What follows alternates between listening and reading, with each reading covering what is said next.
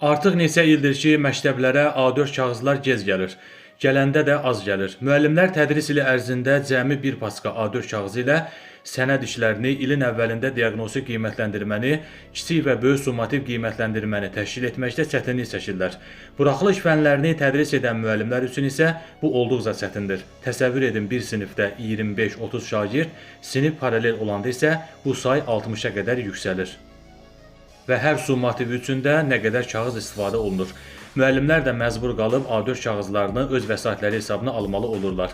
Halbuki hər bir müəllim vaxtında yetərincə bu kağızla təmin edilməlidir ki, işini də rahat şəkildə görə bilsin. Əgər bu mümkün deyilsə, o zaman baş ağrısı olan bu summativ qiymətləndirmələr birdəfəlik ləğv edilməlidir.